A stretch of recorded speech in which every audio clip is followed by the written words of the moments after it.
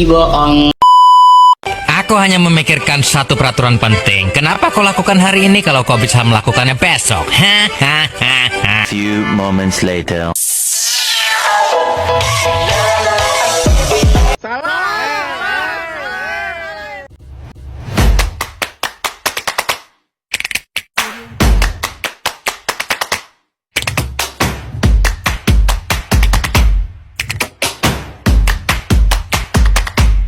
Are you down with it? If you're in the mood, we can take it to the moon. Like a movie scene, table for two. No need to be fair, I want you instead.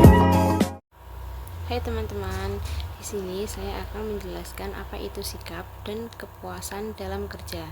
Sikap adalah pernyataan evaluatif mengenai suatu objek, orang, atau peristiwa.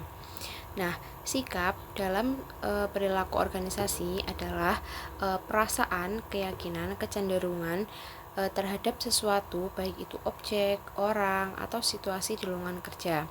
Nah, sikap ini mempengaruhi cara individu berperilaku dan berinteraksi dengan rekan kerja, atasan, bawahan, serta individu-individu tertentu dalam organisasi tersebut. Nah, dalam sikap itu biasanya terdiri dari 3 komponen. Yang pertama, komponen kognitif, yang kedua, komponen afektif, dan yang terakhir, komponen perilaku atau konatif. Nah, untuk komponen kognitif ini adalah keyakinan atau pandangan yang dimiliki seseorang mengenai sesuatu. Contohnya, seseorang mungkin percaya bahwa bekerja lembur itu akan meningkatkan produktivitas suatu perusahaan. Nah, untuk komponen afektif adalah perasaan atau emosi seseorang terhadap sesuatu. Contohnya, perasaan senang atau tidak nyaman terhadap suatu tugas atau pekerjaan yang diberikan. Nah, yang terakhir tadi ada komponen perilaku atau konatif, yang artinya kecenderungan seseorang untuk bertindak atau berperilaku dengan cara tertentu berdasarkan sikapnya. Itu misalnya kayak seorang karyawan yang merasa dihargai atau diberi apresiasi, mungkin karena memiliki kecenderungan untuk bekerja lebih keras lagi. Nah, untuk yang selanjutnya itu ada elemen-elemen penting dari sikap kerja. Itu ada 4. Yang pertama, kepuasan kerja. Yang kedua, keterlibatan kerja. Yang ketiga, komitmen terhadap organisasi. Dan yang terakhir, persepsi dukungan organisasi atau POS. Nah, untuk kepuasan kerja sendiri adalah rasa puas yang dirasakan seseorang terhadap pekerjaannya. Karyawan yang merasa puas dengan pekerjaannya biasanya itu lebih termotivasi, memiliki kinerja yang baik, dan cenderung bertahan lebih lama di perusahaan tersebut. Nah, untuk komitmen terhadap organisasi itu adalah tingkat loyalitas dan keinginan seseorang untuk terikat dengan organisasi di tempat kerjanya. Karyawan yang memiliki komitmen tinggi biasanya itu lebih berdedikasi dan mau bekerja keras untuk mencapai tujuan organisasi tersebut. Nah, yang selanjutnya itu ada kepuasan kerja. Nah, kepuasan kerja itu adalah sikap umum terhadap pekerjaan seseorang yang menunjukkan perbedaan antara jumlah penghargaan yang diterima pekerja dan jumlah yang mereka yakini seharusnya mereka terima. Ada lagi, kepuasan kerja itu adalah perasaan atau sikap positif yang dimiliki karyawan terhadap pekerjaannya yang mencakup berbagai aspek seperti jenis pekerjaan, jenis tugas, lingkungan kerja, rekan kerja, kebijakan perusahaan, gaji, dan kesempatan pengembangan karir. Nah, kepuasan kerja ini adalah hal penting dalam manajemen sumber daya manusia karena berhubungan erat dengan produktivitas, komitmen, dan loyalitas karyawan. Nah, adapun faktor-faktor yang mempengaruhi kepuasan kerja antara lain yaitu kondisi kerja, kepribadian, kompensasi, dan corporate social responsibility atau CSR. Nah, tadi kan ada 4. Itu yang pertama itu kan kondisi kerja. Nah, kondisi kerja itu merujuk pada lingkungan dan suasana tempat kerja, termasuk keselamatan kerja, fasilitas, waktu bekerja, kebijakan fleksibilitas, serta tingkat kesetresan yang mungkin dialami oleh karyawan.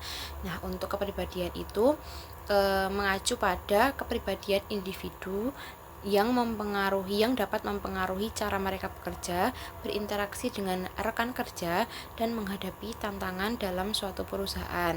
Nah, kalau untuk kompensasi itu mengacu pada imbalan yang diberikan perusahaan kepada karyawan sebagai pengganti atas kerja keras mereka, atau seperti kayak lembur gitu loh. Tuh, terus yang terakhir ada corporate social responsibility atau CSR. Nah, itu tuh program CSR itu mencerminkan tanggung jawab perusahaan kepada masyarakat dan lingkungan di luar kepentingan finansial. Nah, CSR itu dapat mencakup inisiatif keberlanjutan, kegiatan sosial, hingga program pemberdayaan masyarakat. Nah, yang selanjutnya itu ada hasil dari kepuasan kerja, itu ada 4. Yang pertama produktivitas, yang kedua OCB atau organizational citizenship behavior, maaf kalau pengucapannya salah. Terus yang ketiga ada kepuasan konsumen, dan yang terakhir kepuasan hidup. Nah, untuk produktivitas itu mencerminkan terhadap efisiensi dan efektivitas individu atau tim dalam mencapai hasil yang diharapkan. Untuk OCB tadi itu perilaku sukarela karyawan yang melampaui tugas utama mereka dan tidak diwajibkan oleh kontrak kerja. Terus yang ketiga itu ada kepuasan konsumen. Nah, ini adalah tingkat di mana produk atau layanan perusahaan itu memenuhi atau melebihi harapan pelanggan. Nah, yang terakhir tadi ada kepuasan hidup. Itu berkaitan dengan kerjasama individu yang melibatkan keseimbangan antara kehidupan pribadi dan profesional. Nah, yang selanjutnya itu ada gambar.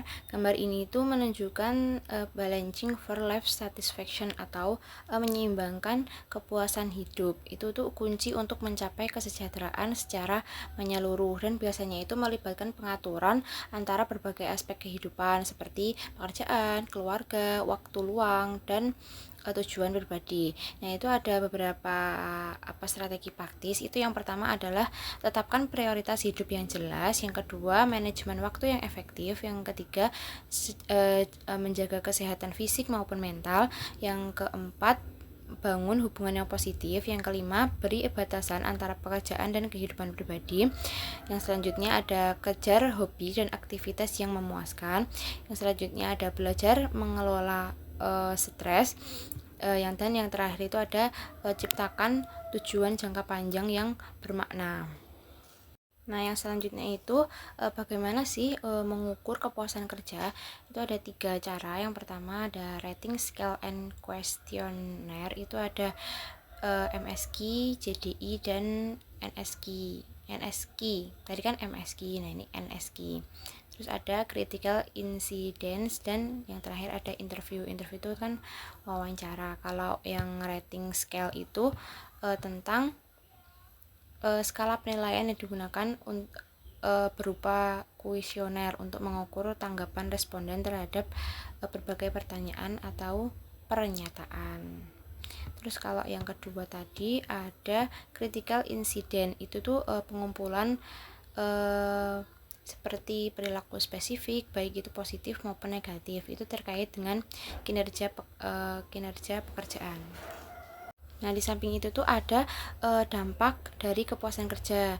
Yang pertama itu ada tingkat turnover yang tinggi, penurunan produktivitas, terus OCB menurun, terus stres dan burnout, terus meningkatkan absensi, penurunan kualitas layanan atau produk, meningkatnya konflik dan perilaku negatif, dan yang terakhir penurunan kepuasan hidup karyawan.